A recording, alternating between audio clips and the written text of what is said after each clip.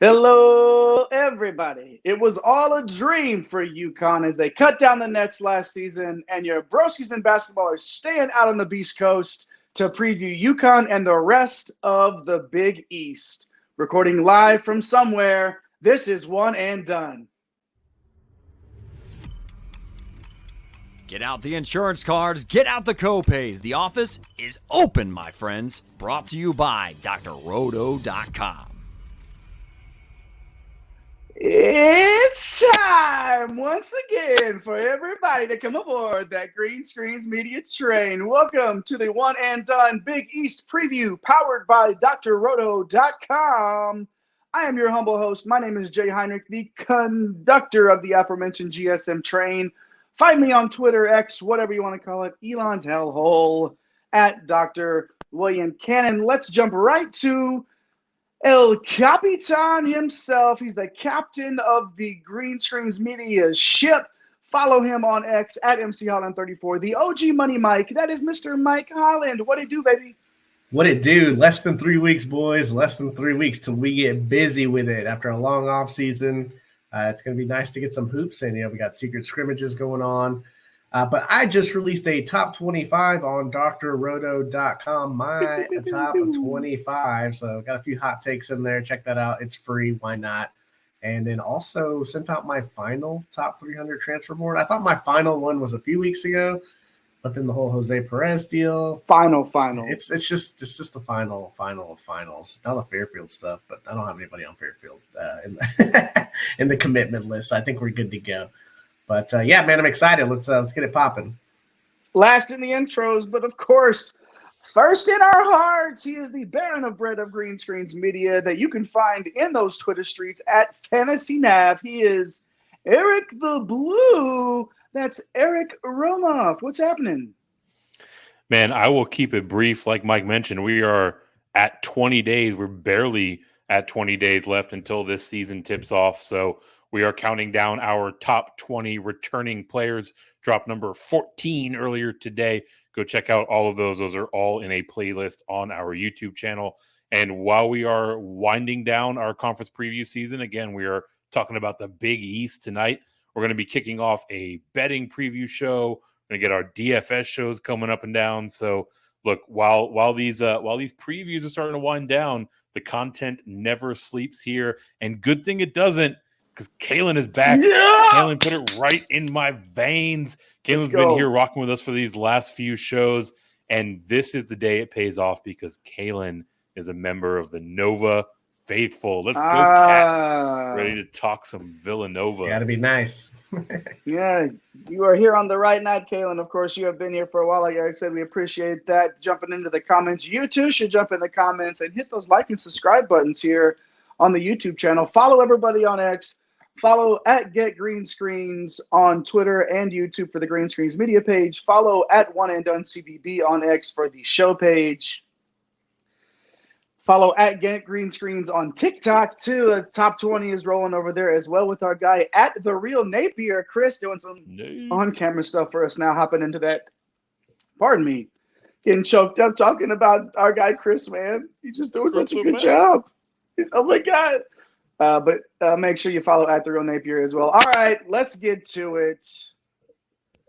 I teased it in the intro, boys. The El Campeón came from the Big East, of course, last season. But let's talk about the regular season first. Marquette, 17-3. I would classify that as maybe shocking the league a little bit there to capture the regular season title. And then again, the double-double, the shaka. Marquette pulling off the double-double, beating Xavier 65-51 in the conference tournament game. My goodness, of course, this would be the year that Marquette would go all the way. Anyways, 5 bids from this league. The 2-seed Marquette, like we were talking about earlier. 3-seed Xavier. The 4-seeded, drastically underseeded UConn, it turned out. 6-seed Creighton and 11-seed Providence. Of course, the Huskies won the national title. And Creighton, you could argue, was a foul call away from the Final Four. KenPom conference ranking had the Big East third, 8 of their 11 teams in the top 100. Of course, this is a very, very powerful conference. And we will start with the powerful headlines, as always, with our guy, Eric the Blue. What you got, Eric? Man, there is so much going on around this league. I think we broke it down into 4 headlines. I've got 2 of them here. But realistically, I mean, we could talk about this league for days. I'll start with maybe the splashiest headline. A guy named Rick Pitino. I don't know if you've heard of him before. He is now head coach of the St. John's Red Storm. He is in the Big East.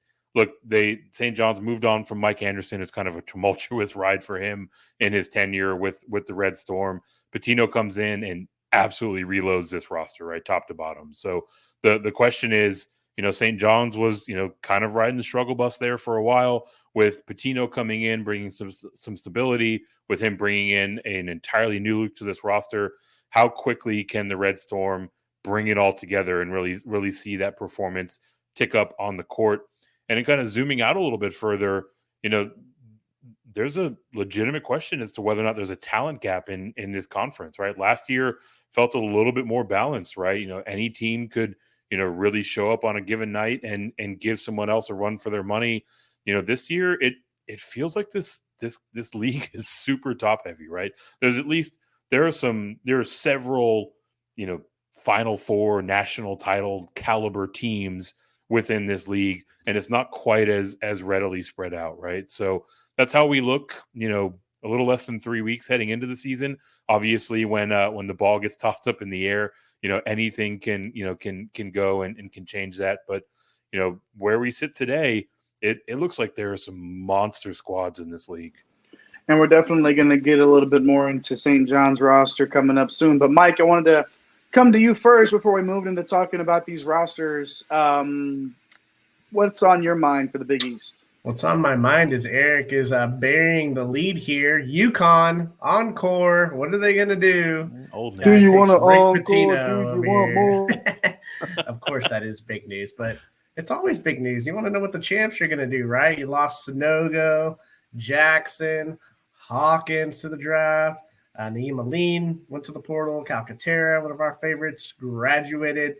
How does this program handle success going forward is a big question mark. So looking to see, what some of these newer guys are going to do and some guys that are going to get some major opportunity we'll talk about later. And the other thing for me is there's some changes. We got a couple of big-time coaches headed out, a couple of big-time coaches headed in. Kim English is now at Providence. We interviewed him. Go back and check out our playlist to check out that interview. Ed Cooley is now at Georgetown, formerly of Providence. Can't wait for him to travel back to Providence. That's going to be an insane game. And then I look at the year 2 guys as even maybe more intriguing. Sean Miller at Xavier, Thad Matta at Butler, Shaquem Holloway at Seton Hall. These are teams that got a lot going on that we're going to talk about. And I'm excited. Like, this is one of my favorite conferences every year. And I think we're in for a real ride at the top for sure. Absolutely, no doubt about it. Those are the headlines. We are going to touch on so much more, though. Make sure you like and subscribe. Throw us a line in that live chat or in the comment section if you're watching later on. We see you hanging out there in the lobby. We appreciate you. Just say what's up, boys. Hey, Kalen hopped in there earlier. We let Kalen let us know he needs it right in the veins. Let us know if you need it as bad as Kalen does. All right. We like to do this on some of these bigger conferences, the conference we consider the Big Six or whatever. The key returning players, it's a very important part of the makeup of any conference. And tonight we're going to feature the Big East in a way. We're going to do 3 big threes and a couple dynamic duos. So we're going to do a little 3 and 2 action here. 3 big threes and 2 dynamic duos. Starting first, let's start with Creighton. How about that? Baylor Shireman, Ryan Kalkbrenner, Trey Alexander, all players that we discussed so much all last season, anytime Creighton was on a DFS slate. Baylor Shireman, of course, 6'7", 205-pound wingman, 13 points, 8.3 boards, 3.3 dimes, and a respectable 36% from beyond the arc while chipping in a steal per. And Ryan Kalkbrenner, he's 7'1", and you can't teach that. 16.6 boards and over 2 blocks per game for the big man. And, of course, the guard Trey Alexander, 6'4", 190 pounds, 13 and a half points, 4.2 rebounds, 41% from deep, loving every bit of that, and also very active on defense with 1.1 steals. What could have been, Mike, one of the best starting fives in the country is now one of the best big threes in the country. Yeah, I would have had a very hard time not picking Creighton number 1 or number 2, or really just top 3 if all 5 starters were back, but that's how it goes in today's college game.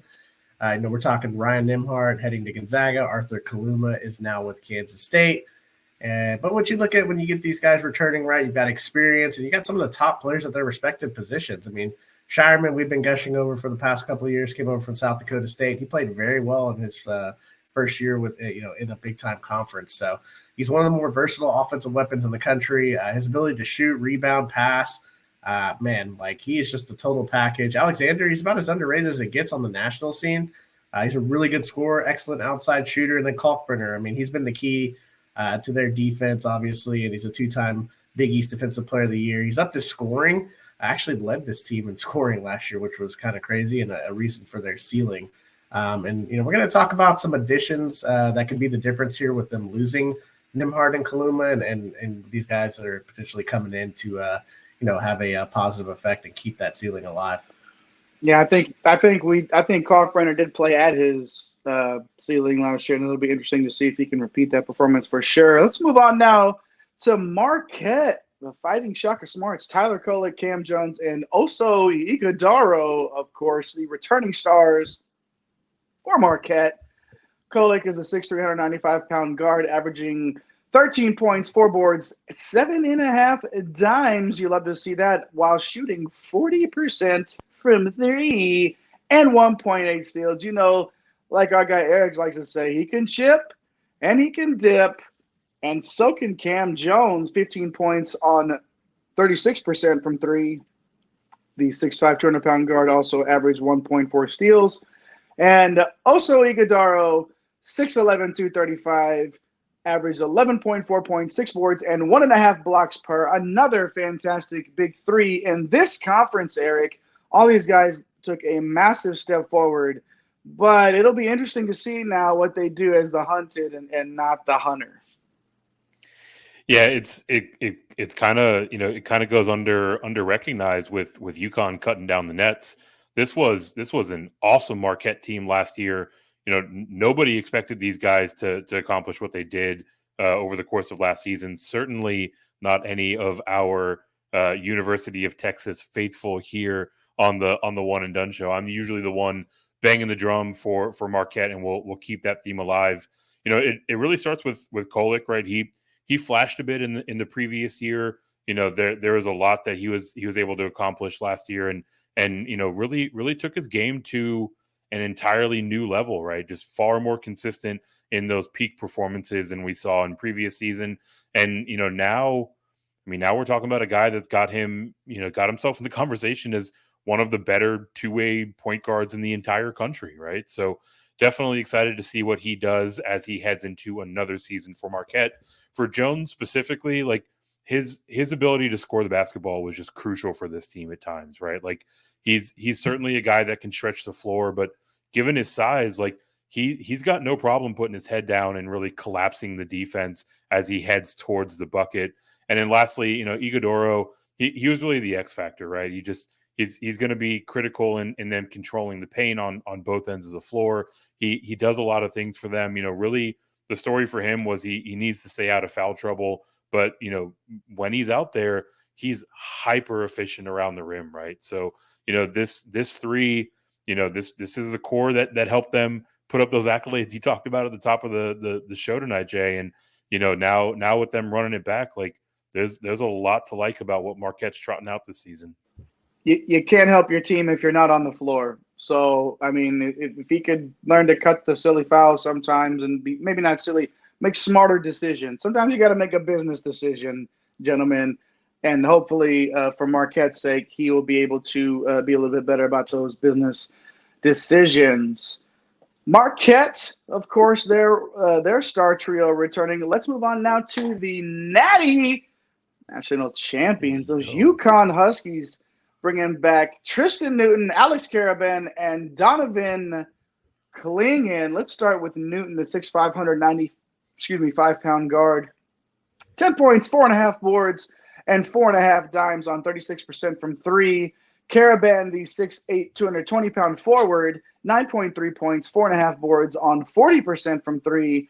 And then Klingen, 7'2", and you can't teach that. 7 points, 5.5 boards. But all right, the stats don't jump off, right?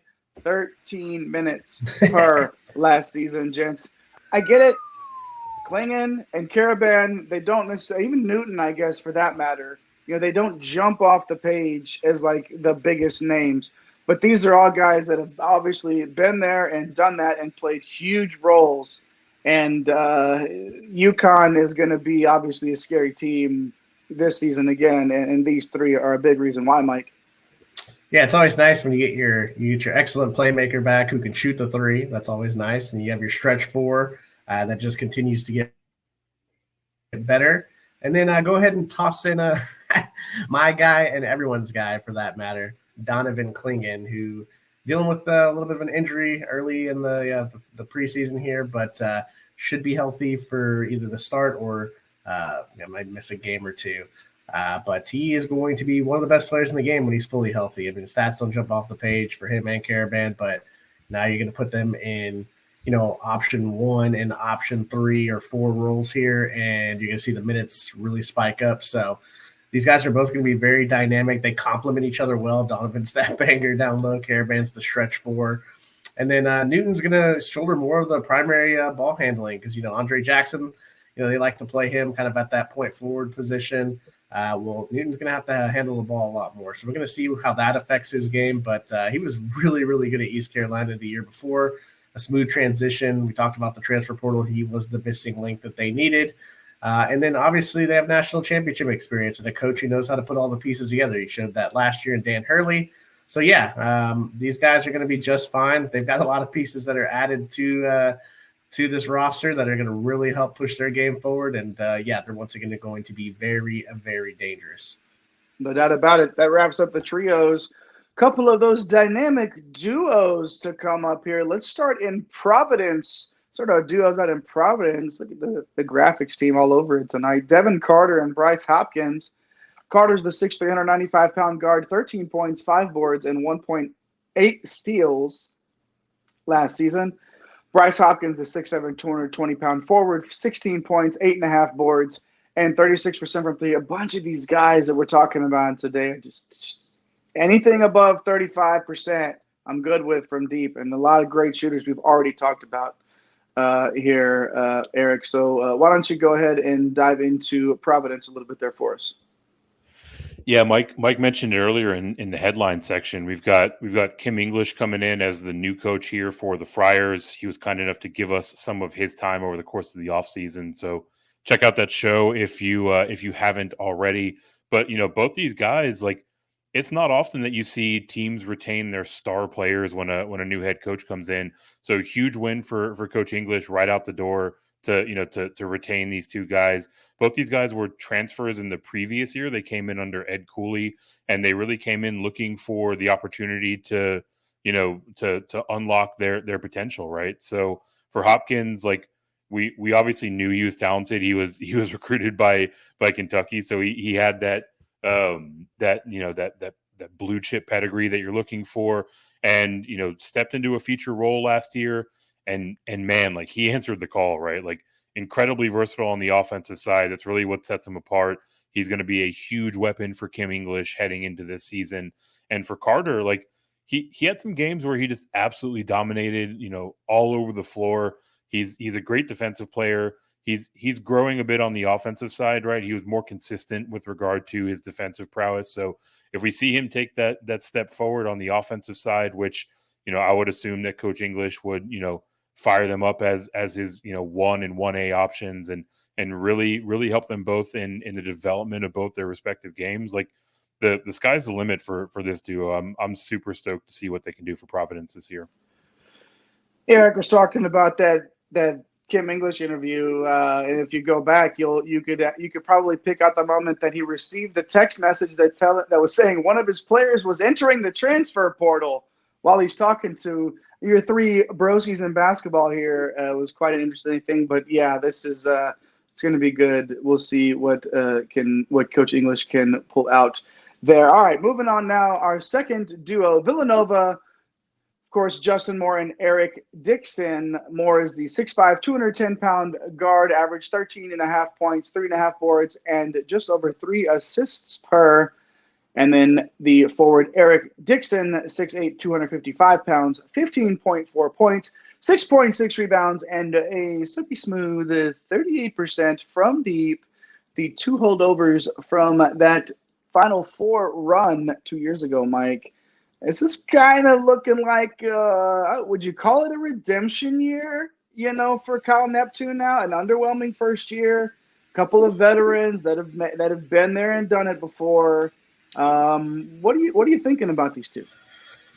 Yeah, I mean, for me, it's pretty simple. I mean, Moore is now a full year removed from that Achilles injury that took him out of the Final Four game. It was in that elite game against Houston. We all remember right there towards the end. And now he's fully healthy. He looked great last year. I think he only played like 13 games. And he looked awesome. Dixon, he's coming off his best year in college. And look, man, like for Dixon, like he's been playing the 5 and he's a little undersized for that role. I think he'll be able to play some 4. Not all the time, but I think this will give him, kind of a break from having to be that small ball 5. I mean, he's a great shooter. With Moore, he's a leader. He's a talented playmaker. He's really the backbone of the team. Like both of these guys are just tough. They can both shoot it from deep. And Villanova fans, I mean, they got to be excited. You got a ton of pieces that we're going to talk about later on to surround these guys. And these guys just have all that experience. You couldn't ask for 2 better guys to really represent your program. And Kyle Neptune, man, like he's got to get it popping with this roster. There's no excuses even in year 2.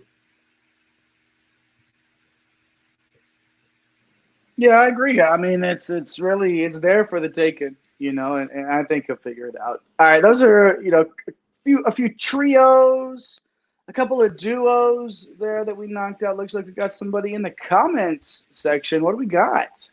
Kalen's ready. Justin Moore at 100% is an All-American. We shall see. Now that we know where your allegiances lie, Kalen.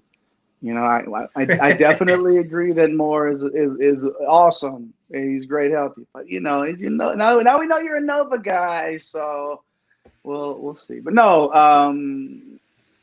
those are the trios and the duos that are returning that are important to this conference. I'd be remiss to not bring up Joel Soriano just because everybody else on the entire roster left, and he was the last man standing, as you might say. Let's not forget that Soriano is returning to this conference, obviously the center from St. John's, who just happened to kick off our top 20 countdown of best returning players, by the way, on YouTube and on TikTok. So make sure you check that out. Of course, like I said, it's an entirely new supporting cast. Eric, I think you actually alluded to it earlier as well. Coach Pitino knows how to use a big man for sure. Soriano fits the bill there. And like I said, an entirely new supporting cast, which I guess let's just transition right into the next segment, which is our key transfers. We love to talk about the transfers. Like and subscribe if you haven't. Leave us a comment about somebody returning if we didn't bring them up. But it's time to get to the transfers in and not the guys sticking around here. So I talked about Soriano. Let's stay with St. John's here and talk about the 4-man box here. Before we get to 3 duos and a quad box across the league, let's go 4 coming into St. John's. Dennis Jenkins, Jordan Dingle, Chris Ledlum, and Naheem Aline, definitely in the running for the best name in the conference. Jenkins, 15.6 points, 4.5 boards, and 5 dimes on 36% from deep for Iona last year. Dingle transferred in from Penn, the 6'3", 200-pound guard. 23.4 points. Ooh, yes. 3.6 boards and 36% from deep. Love the instant scoring there you're going to get from Dingle. Chris Ledlum in from Harvard, the 6'6", 225-pound forward. Almost 19 points. Did get 8.5 boards, 1.8 steals, 1.1 blocks. Give me 3 stocks a game, baby, all day. I will take that. And then, of course, the rarity, the transfer from the national champions. Aline transferring to St. John's, the 6'4", 200-pound guard, 5.2 points, did shoot 87% from the stripe. Looking for a bigger role, a bigger opportunity. And Mike, these are just 4 of the 10 transfers, 4 that Coach Pitino is bringing in to upstart this conference. And yeah, Romar mentioned him in our interview that we had with him. Coach Romar talked about Naheem Aline specifically in terms of guys transferring out of national Leaving the national title team. championship game. That's right. Our interview with Coach Romar, he sure did bring that up, and but here we are. He's looking for a new opportunity, Mike. But again, these are just 4 of the 10 transfers coming into St. John's with Coach Pitino. Yeah, it was tough to just pick these 4, right? But they're going to be critical pieces. RJ Luis from UMass, he's dealing with a preseason injury. I think he's going to be very important. Sean Conway's transferring in from VMI. He's got guys that were also on our top 300 big board. Same with forward Glenn Taylor from Oregon State, who I watched play a lot late nights in the Pac-12. He had a meaningful role for Oregon State and has played in some big games. I think the most important thing for Pitino is that, bringing in Dennis Jenkins with him to help run his system, right? And I think he came out the other day and said that the only 2 guaranteed starters, which is kind of hard to believe, are going to be the point guard Dennis Jenkins and at the 4 Chris Ledlum. So I don't know what's going on if he's trying to challenge Soriano, but I'm pretty sure Soriano is going to start at the 5. So I don't know. I don't want to stir up any drama with that. But, when you move along with these guys, like Jordan Dingle, he's not going to be asked to score 20 points per game. But the fact that he, can really get to his shot, late shot clock moments, right? You can just give him the ball and let him create. That's going to be crucial. Ledlum was a commitment to Tennessee this offseason, and yeah, kind of a switch last moment. I'm not sure exactly what's going on there, but he's an undersized 4-man. He's really strong on the glass, can give you some defensive presence even at 6'6". Really nice offensive skill set too. And then Aline, right? Like you get that national championship pedigree. He was a starter for Virginia Tech early in his career. I don't really know. It feels like I don't know that he cracks the starting lineup, honestly. He's probably going to be a 6-man role, but I mean, if he's a 6-man, he gets 28 minutes. That's more than what he was getting on a national championship team. So, I guess for me, you got to hit on some of these guys, man, because we don't know what they're going to look like on the biggest of stages, right? So that's going to be critical. Like all these guys are mid-major stars, really, except for Glenn Taylor coming in from Oregon State. RG Luis, even the A10 was kind of down last year, so. We'll see how they transition, Jay. I think it's going to be critical to get a couple of these guys to make that huge leap forward. How's he going to get his ring? Are they going to mail it to him? Are they going to will they be an on-court ceremony? How do you think they're going to? Is it like when the baseball players go into they leave and Christian Vasquez got his for the Astros? It's like the next time he visited. Who knows how they'll handle that? It's definitely going regular mail. This is the world. This is the transfer portal world that we live in. Kalen's back in the comments. It looks like as a Queens native, got mad native love of Queens, for showing some love really for St. John's. Yeah, they need it, man. It's fun when St. John's is good, man. So it's good for college basketball. Wouldn't y'all agree? When St. John's is good, it's good for college basketball. Totally on board with that, of course. Of course. All right, Kalen, we won't wait any longer. Let's talk a little bit of Nova for you here. Let's hit one of our duos. Let's shrink it down from the quad box. Graphics awesome, on point there. A couple of Nova transfers here, starting with Tyler Burton, transferring in from those Richmond Spiders, the 6'7", 215-pound forward. Averaged 19 points, 7.4 boards, and, of course, using those arms like a spider in the passing lanes with 1.5 steals per. TJ Bamba transferring in from Washington State, 6'5", 215-pound guard, almost 16 points last year out there. Very, very dynamic duo here. 2 heavy hitters in one of the top transfer classes in the country, Eric. Both these guys are proven scorers. Yeah, they are, and look on the whole, like Coach Neptune got busy in this portal, right? We're spotlighting Burton and Bamba here, but they also brought in Lance Ware from Kentucky. They brought in Hakeem Hart from Maryland, right? So heading into the season, Villanova is now not only one of the deepest teams in the country, but they're also one of the oldest teams in the country. Their entire starting lineup is projected, at least their projected starting lineup is going to be seniors this year. With Burton in particular, like he comes in as one of the best players in all of the A10. Super well rounded. Like he's got some meat on his frame. You know, a lot of strength there. His ability to shoot from deep is exactly what you're looking for from your four man. Right, you can really stretch the floor in that way. And on the other side, Bamba, like he's more of the pure scorer type. Like he can get to his spot. He can knock down an open look. You know, pretty much. You know, at a moment's notice. And so now these two, like they really bring some some punch in this lineup, right? There's more versatility and options on the court for Coach Neptune. You know, this Villanova program, they kind of built some steam towards the end of last year. So I'm looking for him to build on that in this upcoming season, and his work in the transfer portal has a lot to do with how that will play out. Mike, real quick before moving on here, what are your thoughts on where? Kind of wanted to just, as much as I talk about the guard play, where intrigues me here and how Very much Nova's going so. to use him. What are your thoughts? Yeah, man. Look, like I'm not saying he's Bryce Hopkins because they're completely different players, but Bryce Hopkins got out of Kentucky, went to Providence, and all of a sudden he's a star player, right? Bang. Like we see this all the time with Kentucky. Some of those guys that are in the 9th, 10th, 11th guys on the bench transfer, get 30 minutes a game, and all of a sudden they're all league type players. That's just John Calipari for you. What I think is interesting, and Tyler Burton, I think he's going to be amazing this year. Like you put out Burton, Bamba, Dixon, Justin Moore. Like this is crazy. Like we didn't even talk about Mark Armstrong yet.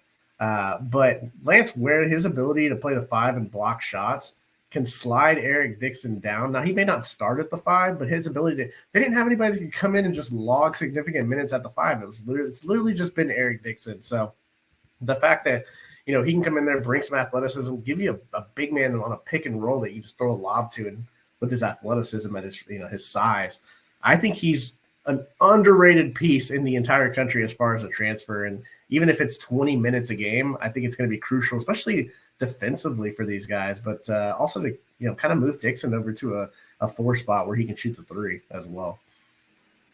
Yeah, Burton can play the 3 too, so the versatility is crazy. I thought you'd have a take on Ware. This guy is so intriguing, man. Like, I can't wait to see this Nova team in action. All right, moving on now. Let's move on to Xavier here. Davion McKnight and Quincy Oliveri. Start with McKnight, who's transferring in from Western Kentucky.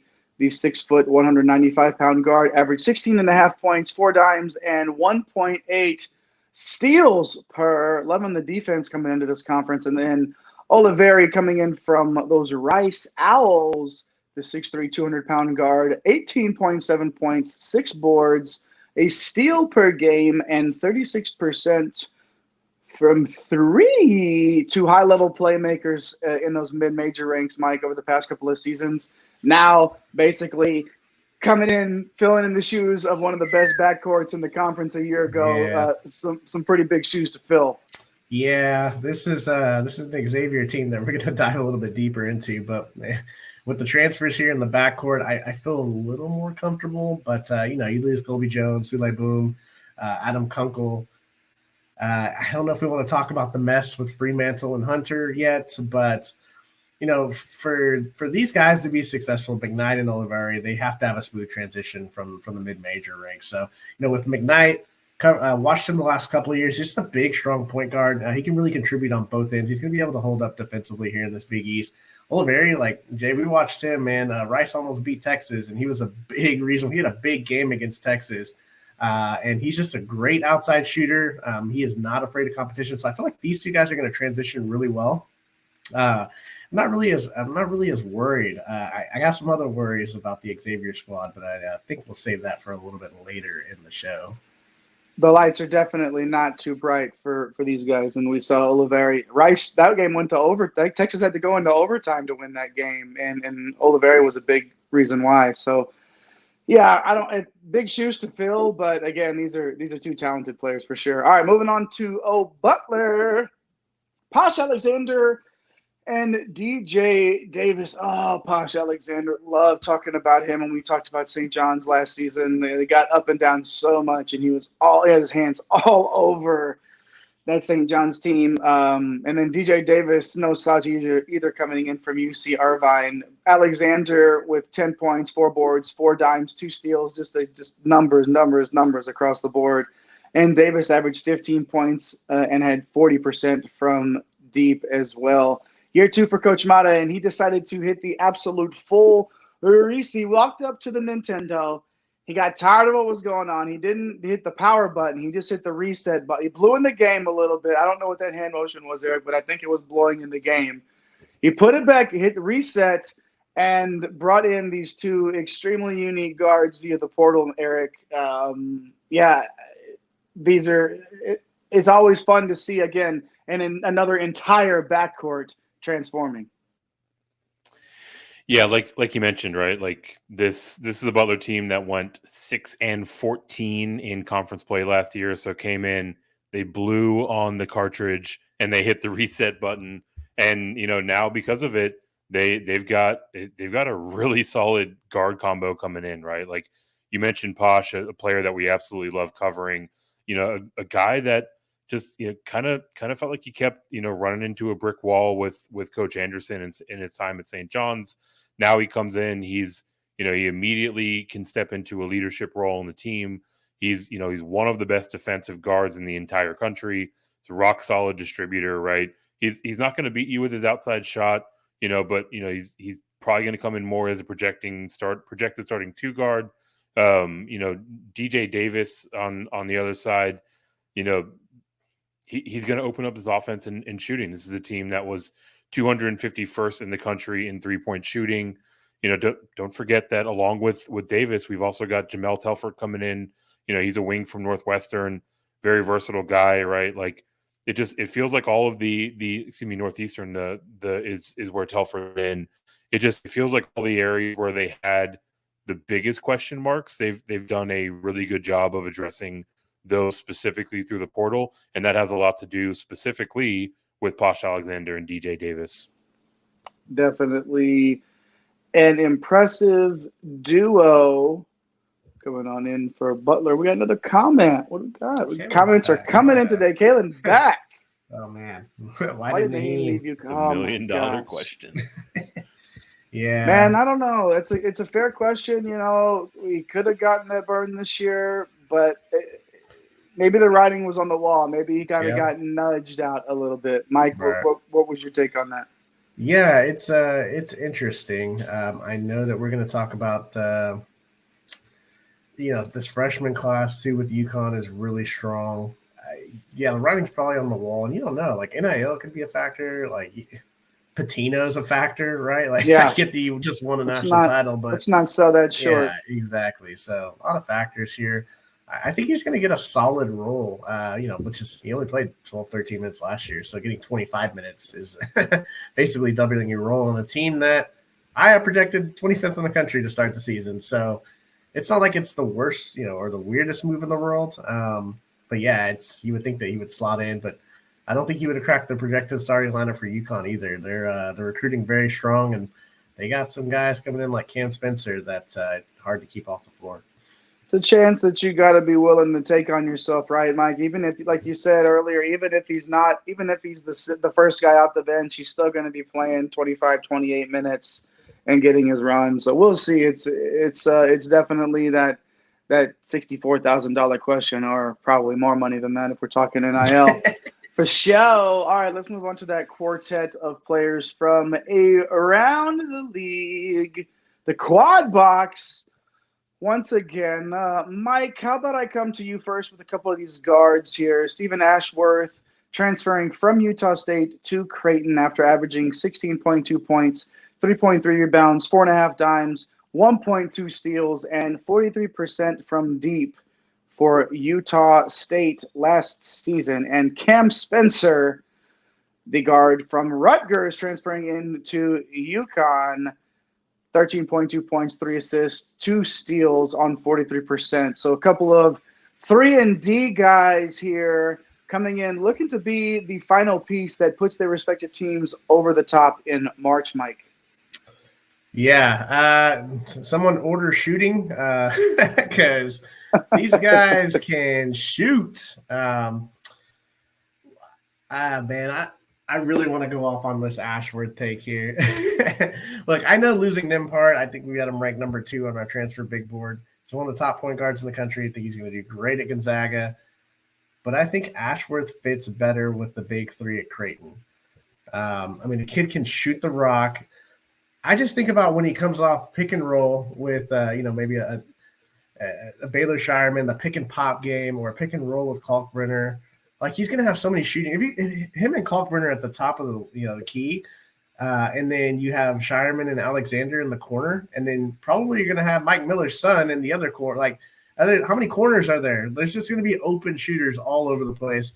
So I really do think Ashworth is a better fit for this team and actually gives them a higher ceiling. Like, I don't know, man. Like, it's scary to say that because we know how good Ryan Nembhard is, but absolutely dangerous. And then Cam Spencer, like, match made in heaven. Late portal entrant. You lose Hawkins. You kind of slot Spencer right in there. I mean, he's not the same player as Hawkins. Hawkins has freakish athleticism. We saw that. He was a lottery pick.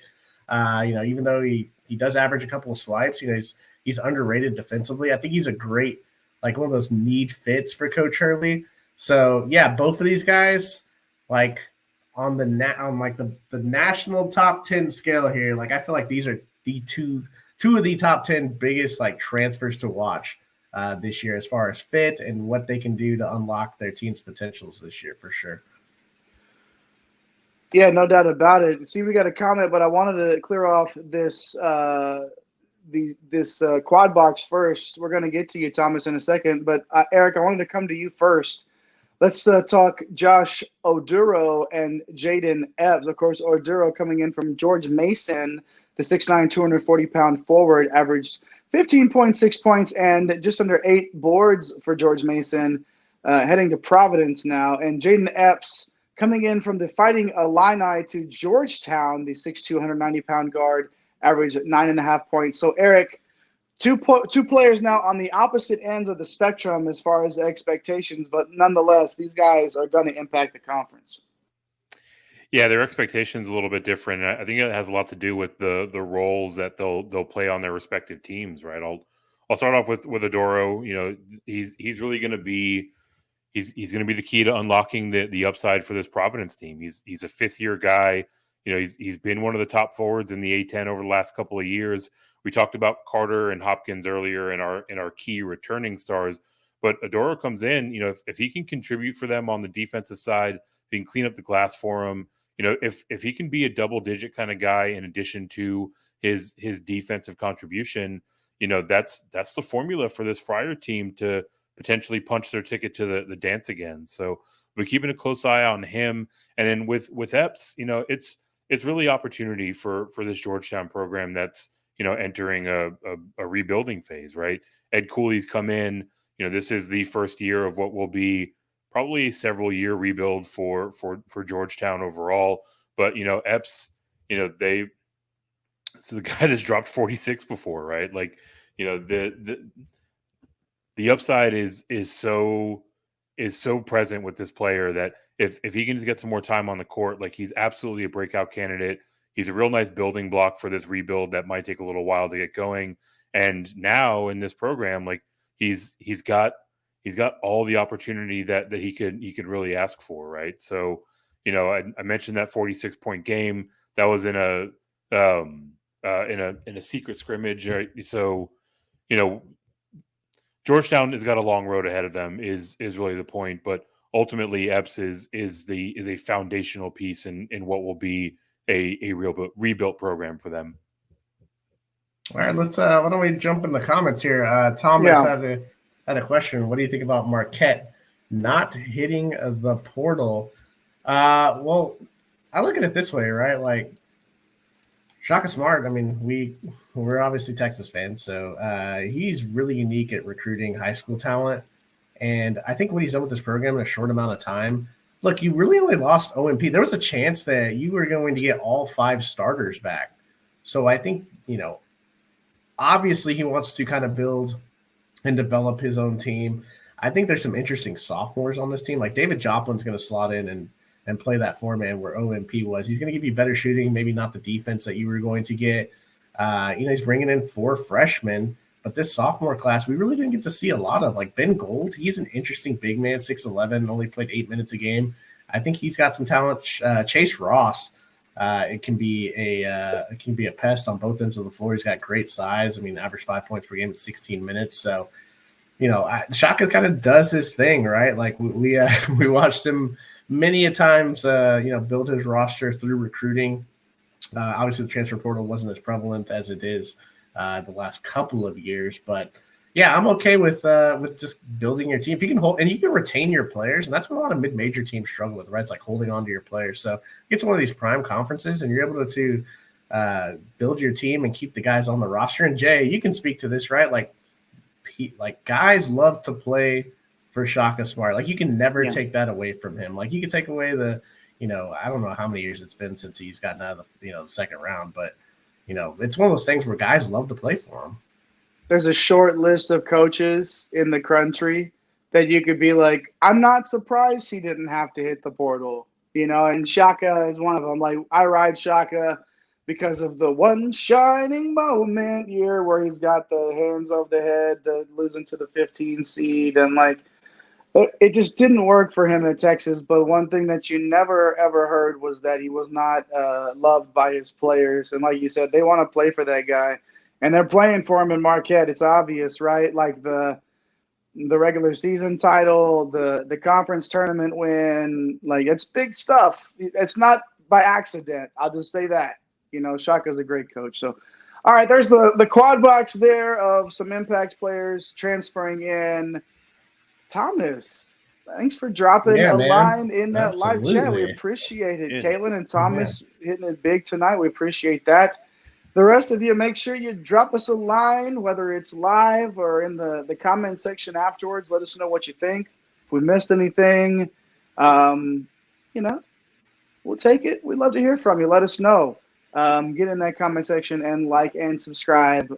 All right. If you've been with us like Kaylin has for a while through our conference previews, you're not getting away from a show without our world famous tiers. Haven't we run out of tiers? We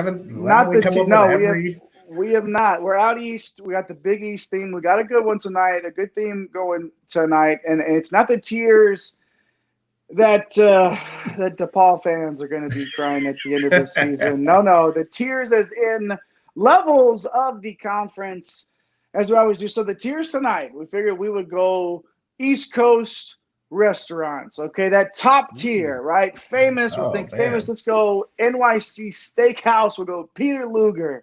All right, Peter Luger on that top tier here. Geno's in Philly, get the cheesesteak, right? That mid-tier does the job just enough, get it in your belly. That solid Geno's there. We might be argument there about Geno's. Who's better? Leave us a comment. Let us know if Geno's is the right call. Ooh, dude, if we use the right one there. Pop off. Geno's. We'll see.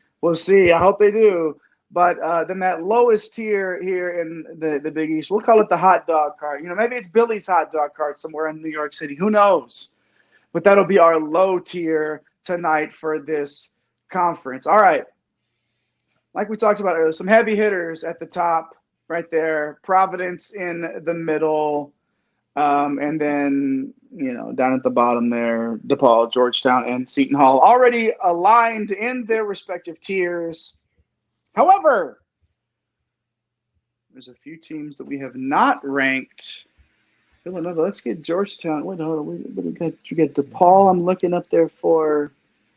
Okay, yeah, we're right. Okay, here we go. Villanova, 4 teams. Villanova, St. John's, Butler, and Xavier. So let's talk about the bottom tiers real quick before we get to those that are not currently ranked. Mike, does anything intrigue you about these 4 teams that make you think that they have a shot to actually Who should we go with? Yeah, I'll go with Mike first. I'll go with Mike here. What about those teams down there that we haven't ranked yet? What's got your juices flowing? At the hot dog cart and trying to get into Geno's. Yeah, I guess if I'll pick one, I guess it's Georgetown. I mean, Eric just talked about Epps. The cupboard's pretty bare. Cooley struggled to land impact transfers. Like Jay Heath's back. He's a solid player. I think the one thing that's, I guess, intriguing about Georgetown is there's a lot of guys that we haven't really seen with the expanded roles. So, Dontrez Styles has been hanging out at North Carolina. He's a wing, playing 6 minutes a game. He's got really good athleticism. We haven't seen him in a feature role. Ishmael Massoud, we saw him a little bit at Kansas State, right? He was, played 15 minutes a game or so. Started his career at Wake Forest. He shot 41% on an Elite Eight team. So, what happens if he gets, 25 to 28 minutes? Could he be an impact player in the Big East? Maybe. Epps, Styles, Massoud. It's like these guys, we don't really know what their upside is until we really see it. And then we know Ed Cooley's a great coach. So it wouldn't shock me if, they did a little bit better than what we're projecting, but it's going to be a tough road, Eric. Like what's I got to get off this Georgetown team because I'm trying to talk nice, but it's just like it's going to take a year or two for them to really get where they want to be. Yeah, well, I mean, look, a few minutes ago, as we're talking about a bang up job they did in the transfer portal and bringing in Epps, like I'm struggling to find words to even talk about how he fits into this system. Right? There's a lot of unknowns, there's a lot of question marks with this program. Obviously, they did a good job bringing in Epps. They've got Supreme Cook coming in from Fairfield. He's making the jump to some big time ball after really running roughshod on the MAAC. But past these two guys, it's really hard to say with a ton of confidence, where they're going to build momentum around, right? And especially in this conference in particular, right? Like there's some programs we talked about over the course of the last 45 minutes that have some huge returning stars on the roster that really got after it in the transfer portal, right? Like you said, Mike, Ed Cooley is a proven asset when it comes to head coaching. There are going to be brighter days ahead. I think we need to preach patience here for the Georgetown faithful. Yeah, I think we maybe have some Georgetown faithful in the comments here. So if we can Clark flash that up on the screen. Yeah, we know Ed Cooley's going to recruit. Class. Absolutely. You got Mulready in that class, Swerber's in that class, Caleb Williams is in that class. Yeah, I mean it's a top 10 class right now. Third overall right now. I think on the composite I saw the other day they were either 8th or 9th. But it's a really good class. So yes, it's going to take a couple of years for this thing to happen, and it wouldn't surprise me if they had a couple of breakouts that could really move the needle. Rowan Brumbaugh is somebody that we followed here at Texas, Jay. He transferred out from Texas, didn't really get to see the court. He's got some upside as a nice size guard. Could he potentially pop?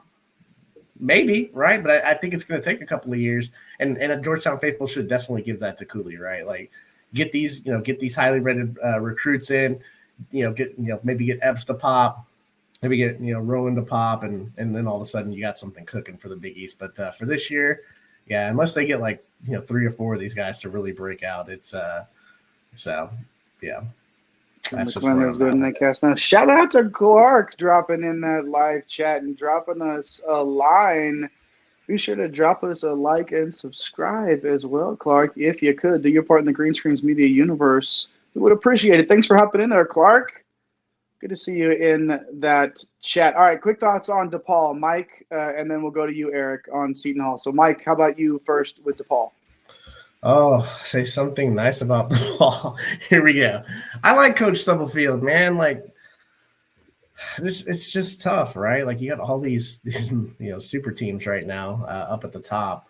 You lost your 2 big guns. Emoji Gibson's gone. Javon Johnson's gone. He did a lot of work in the portal, but it's hard to really say impact guys. Like, kind of the same boat here. Like, Elijah Fisher, Chico Carter come in. Like, they have some upside, but we don't really know until we see it. Them in a lead role and them getting 30 minutes a game. Deshaun Nelson, like that's one of Eric's boys. He's back, so I'm sure Eric will be happy to fire him up in DFS this year. He averaged double figures, and man, I don't know. I can't I can't see them moving off from the hot dog cart this year, Eric. Like, Seton Hall, man, give us some light here before we move on. I think Seton Hall's cursive lettering on that kit is fire. I think that's a solid kit. It sure is. I mean, it's nice. But, look, apart from that, like we're grasping at straws, right? What I will say, they retained a really solid starting backcourt of Kadari Richmond and Alamir Dawes, right? Like these guys put up some real solid minutes for Seton Hall, some good production last year. You know, it's really the front court that has some major question marks. This is a team last year that ranked 20th in defensive efficiency. Wouldn't be surprised at all if we see that fall off a good bit. You've got Nadifo, you've got Samuel. You know, these weren't guys that contributed for them much on the offensive side, but they were game changers on the defensive side of the ball. And, you know, now they're out the door. These are guys that are going to be missed, right? Like, you just don't have – I just don't think they have enough on both ends of the ball, night in and night out, to really make some noise in this league. Yeah, it looks like Thomas is back in the comments too. Thomas, we actually just talked about Nova's transfer class a little bit earlier in the show, so definitely picked up some impact players. We spotlighted Burton and Bamba. I went on a 2-minute rant on Lance Ware and his potential impact of being that Jay provoked. So Hakeem Hart is a solid player. Yeah, Jay loves to do that to me on the spot. Just knows when to tee it up for me. I knew when to push the button today. Yeah, check that out early in the show. Yeah, thanks, Thomas, for hopping in again. We appreciate that. All right, that's enough. Let's get out of this hot dog cart if we can, and move on to these 4 teams there at the bottom that we did not. I said 4 earlier. There was 3. I was told there would be no math, but now we know there are 4 teams that we need to get into these rankings. So where do they rank? We have 4 teams. We talked about the rosters and the impact segments. I'm going to go to both of you, and I will break any ties if there's some disagreements here. So there's going to be disagreements. I hope so. I hope so. It would be boring if it wasn't. Let's do Villanova first. Eric, where are you slotting Villanova and the tiers? Oh man, this one is tough, right? like Thomas mentioned, like we detailed earlier, like ton of talent coming in. This roster is deep, it's experienced, but I think it's fair to say at this point, like what we can expect from Coach Neptune is an open question, right? He's got the pedigree. He just, he hasn't proven it yet in his time with the clipboard. I'll put them in the Genos tier, for where we stand now. A lot of it just has to do with, like, we talk about these expansive transfer classes. Like, that's a lot of moving pieces to put together, right? Like, even if you brought in the right guys, figuring out the way to use them, like, that's a huge task, right? So there's clearly a ton of upside and talent on this roster, but I'm not sure we see them, really put it all together as soon as this year. Man. I think you're sleeping on these guys. Like the AP poll, I put out a tweet or whatever you call these things these days. That the biggest riser, the post, the biggest riser in the first month of the season in the AP poll is going to be Villanova. So, look, Justin Moore, man, awesome player. Eric Dixon, awesome player. These 2 guys were on a Final Four team. Like TJ Bamba, Tyler Burton, Hakeem Hart, Lance Ware. We barely mentioned Mark Armstrong, who was a 5-star player, came in with Cam Whitmore. It didn't really click. He's another year in. Like, he could absolutely explode. So I got to go with Peter Luger for the Cats. So Jay, it's up to you, man. Like, I feel like Eric's sleeping on these guys. Nah, this is who breaks the tree? No, Nova is fine dining this season, baby. Put them up in that Peter Luger tier. I get it. If you want to ask the Neptune question, I get it.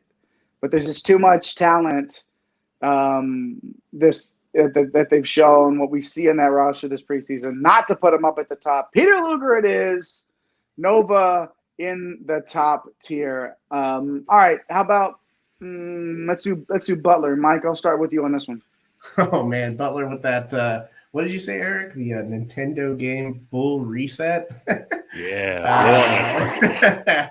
Absolutely. So full reset for Coach Mata. We talked about Posh and DJ Davis. Like a little intriguing with Telford coming in from Northeastern. How his transition goes is going to be a critical part for this team.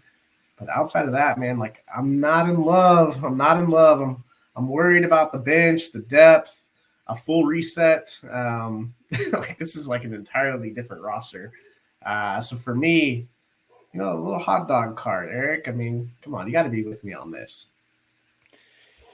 Yeah, I'm with you. Right, like, look, they brought in some nice pieces. We talked about Posh earlier. We talked about DJ Davis, but I don't think that's enough to really carry this entire team to any sort of meaningful production in regards to their win-loss records. Right, they did bring in Pierre Brooks from Michigan State. Like, maybe he breaks out. Maybe one of these freshmen or sophomores kind of pop off, but with that, the ceiling just feels really limited. And this isn't the conference where you can be in the middle of a rebuild and kind of sneak your way into the conversation, right? Like, this conference is way too loaded. So I'm with you. I think these Bulldogs are eating out the hot dog cart. Man, I didn't know we'd agree one time, but there it is. Well, and this is no disrespect to Pierre Brooks, but if you're, I mean, seriously, like if Butler's, if their chances of stepping it up in this league are on Brooks' shoulders, I don't know, man. Like, I hope he goes Brandon Pajimski on your take. Yeah, I hope so too. Like, I don't like to be right about those things. Yeah, absolutely. I just don't feel like if Brooks is what we're using as the the marker there. I don't know, man. Like, yeah, I think hot dog cart's probably the right play for them. All right, moving on to Xavier here. Eric, go ahead. Oh man. This is the team right here with all kinds of question marks. Yeah. I mean, look, we spotlighted McKnight and Oliveri earlier, right? Like, two rock solid transfers coming in. We kind of hinted at a potential blow with Fremantle and Hunter, having as long as their entire season. For the year. That is just an absolute gut punch. That's right? Your whole starting five. Yeah, the front court is gonna be some combination of a mid-major transfer, a freshman from overseas, all these guys who have difficult names to pronounce, right? Like, ultimately, I think I really don't want to slot these guys here, but look, Are you going to do this?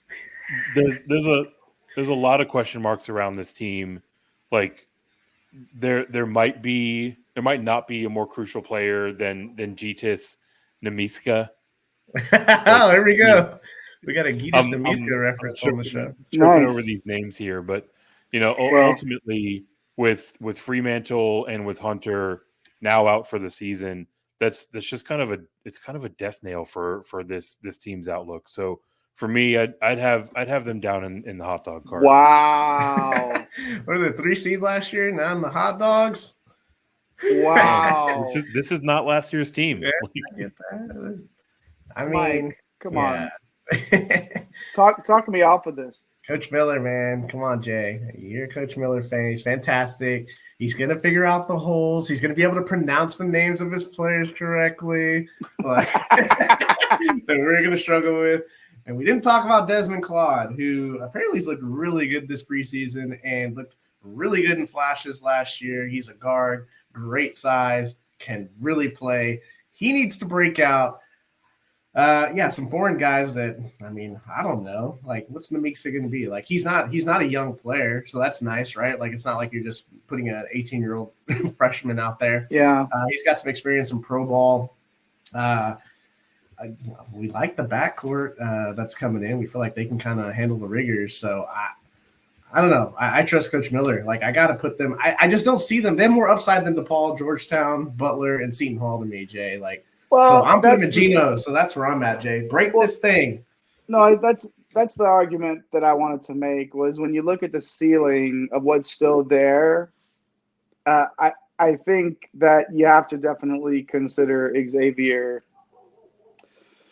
Put them in the Genos, man. I can't put them down in the hot dog cart because not only I don't know if they'll make the tournament, but Yeah.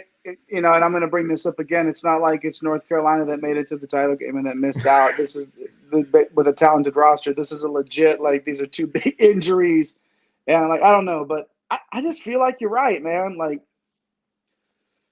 Coach Miller is a great coach. The transfers coming in. They're mid-major guys, but they're successful. These are ball players, man. Now, how they defend early is probably going to be the key. If they can stay around, like that 64th ranking that they had last year, they have a chance here. So I can't put them in the hot dog cart. I cannot do it. So Geno's it is, and that mid. There we go. Tier 2-0, looking for maybe a sweep. And if you watch this show, that I don't agreeing with Mike twice like this in one show. Not my favorite thing to do here, but this is where we are. How you feeling? Where are we at in society these days? All right, moving on. Last one. Ooh, and St. John's. We got a comment too. Year. Yeah, we say the best for last year. What do we got here? The El Comento here. What do we got in there? How do you think Jordan Dingle's game will translate this season playing in a better conference? Man, this is something that we talk about all the time with these transfers and how those games will relate. Mike, what's your take on Dingle and how his game will translate? Yeah, well, firstly, I appreciate the comment, Mitt, and if you don't mind, go back early in the show. We kind of talked about Dingle in our spotlight with 4 transfers coming in. We know there's 10 coming in, so we kind of picked the 4 that we think are going to be most important. Dingle's not going to be asked to score 23 points per game like that. He doesn't need to either on this team. You have Joel Soriano who's going to do his thing. He's going to put up 17 or 18 and 10. Danish Jenkins is going to get his. Glenn Taylor's a nice forward that's can do some scoring. He scored 11 points per game in the Pac-12. So Jordan Dingle doesn't need to come in here. He doesn't need to score 20 points per game. What Jordan Dingle needs to do is in late clock situations. In situations where you need to get a bucket, he needs to be more efficient, right, with his opportunities. And I think if he can score 13 to 15 points per game, I think this gives St. John's a pretty solid floor. So I know we're going to talk about them here as our last team that we need to tier. I wrote them up as my number 25 team in the country. That's still 5th in this conference, though. So there's question marks about the mid-majors. Like, we don't know. Sometimes we see, this guy scored 22 points per game, and the next thing you know, he's in a power conference and he's averaging 6 points per game, or he doesn't even get off the bench. So it's kind of one of those things. I kind of like it. It's like Trey Bonham, right? Like Trey Bonham at he was at VMI. He looked amazing. Transfers to Florida.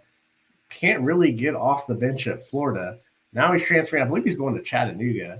And he's probably going to be another 15 to 18 point per game scorer in that type of league. So we don't know. And there's a lot of these guys. There's Ledlam. There's another VMI transfer, Sean Conway, coming to this team. He's a really good outside shooter.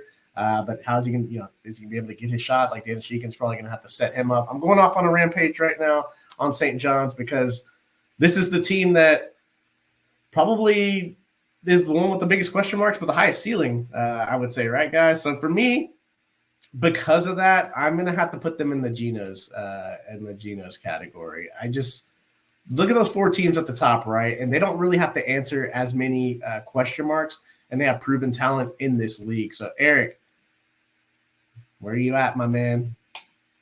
Dude, how are you really doubting the Godfather here, Rick Pitino? Like, you're going to put them inside your own top 25 and not have them challenging for the top of this conference, right? Like, I understand your questions about the mid-major guys, but like it's Pitino, right? Like, kind of on the other side of my Villanova argument, you got an uber talented roster, a ton of guys coming in, but Pitino has brought these guys together before, right? So for me, like, nothing but the best.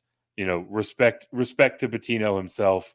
I'm gonna put St. Johnny's all the way up at Peter Luger's. Oof. Yeah, you could. You could, but here's the deal: as the tiebreaker extraordinaire, Give me a sweep. Sitting in it. It's time. It's time for you to I agree with don't. me. I get it. I don't. Just give me a sweep. All right, yeah. I can't. It's too many players that have not put that jersey on before to be in the top of this conference. It's the Genos for me. I'm sorry, I can't. Right? It's a clean sweep for Mike today. Unfortunately for me and the rest of the world. No, I'm just kidding. But this is just a tough conference. Let's just see until we see what they look like on the floor together and how they mesh. Right. Like look at Creighton. They got tough. 3 guys that Yeah. are almost in the final. Then Marquette has basically their entire starting lineup back. Like UConn has come on, Villanova's got guys that are back from a Final Four team 2 years ago.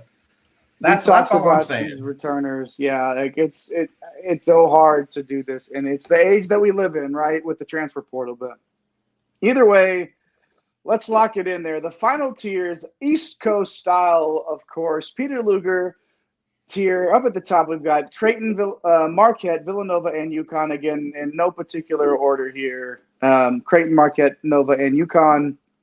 Geno's the old mid-tier, Providence, St. John's, and Xavier, and then eating at the hot dog cart. Nothing wrong with that. It's fine. It's okay. It's the hot dog cart this time around. Butler, DePaul, Georgetown, and Seton Hall. How about it, boys and girls? We did That's it. the Big East, just like that. Your favorite conference is next. We made it. My favorite conference. Yeah, my Baylor Baylor's Bears. your team. Yep, you knew that was coming. Yeah, of course. That was the Big East preview. In a couple of days, it's the Big Ten. We're doing it. It's happening. Whatever. Let's not take the shine off of the Big East preview, though. Eric, coming to you first with your closing thoughts on the Big East. It's the Big 10 teams too many making the tournament. Oh, wait, that wasn't the prompt. That's not yet. Yeah, look, No, that's next show.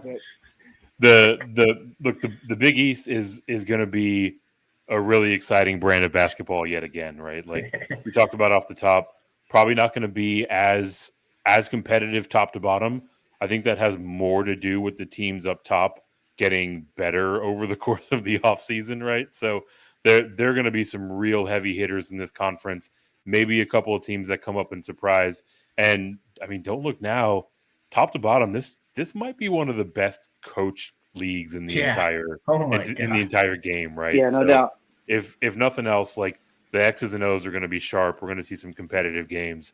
I can't wait to watch this one tip off. Mike, finish us off, please. What you got? I want to say thank you, Jay, for going 3-0 with me. I love being on a the take rockster over here. About to go drop an envelope off at his house. But no, it really comes down to not Seton Hall. Definitely doesn't come down to Seton Hall. St. John's, like, where do they slot in this conference? Can Shaka repeat that performance again with basically the same team? And then Villanova is my team. But I would not be surprised if we were staring at a Final Four with UConn in it. Donovan Clingan is a monster, so can't wait to see him get a full workload. Of course, I've been talking about staying up late and watching West Coast basketball this season. There's no doubt it's coast to coast, man. This is going to be such a fun year of college basketball. So many questions to answer. And the Big East is full of those question marks. Before we close out, looks like Kalen back one more time in those comments. Seton Hall sneaks into Geno's at some point. Likes the Kadari Richmond, Alamir Dawes backcourt. Do you blame him, though? Do you blame him for loving that backcourt? I don't, for sure. I blame him for loving the front court. Oh, this one's going to make you guys feel so happy. Marquette, the best culture in the country. Shaka out there doing it for the culture. I don't have any. I'm going to let Jay take this one. No, listen, here's the deal is I never had anything bad to Yeah, say that's about Shaka Smart, the guy. It was the Shaka Smart getting into March and figuring out a way to win games. Outside of that one run at VCU, like this was, we did not see that in Austin when March rolled Pro around. potential. Even in a year where they won the conference tournament and really achieved that goal, like it wasn't there. The culture, I totally believe that Marquette would have one of the top 3 or 4 cultures in the entire country. There's no doubt about it. It's a winning culture. Shaka's a great cat to play for and to be around. Is he a finisher? Is he a finisher? He's still young in his coaching career. I feel like we'll talk about Shaka Smart winning a ring, maybe 2 at some point. I think he'll get it done.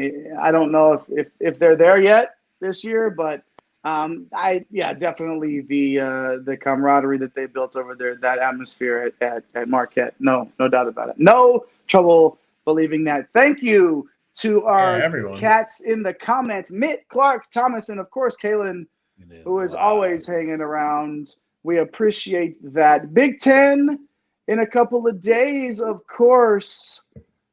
Do not go far. Make sure you hit that notification bell so you don't miss anything. Like and subscribe. Tell the hoop heads in your life about us. I'm Jay at Dr. William Cannon, the conductor. He's Mike, the captain of this ship at MC Holland 34. At Fantasy Nav in those Twitter streets, of course, is the Baron of Bread of Green Screens Media. That is Eric Romoff. At The Real Napier, Chris doing things for you on TikTok in our top 20 countdown. And behind the scenes, tell somebody that you love them like we love the Big East. Have a nice day. Let's get this bread, baby. Thanks for stopping by the office. Get your fantasy prescription by subscribing to the channel and checking out drrodo.com. And until the next visit, be well and take care.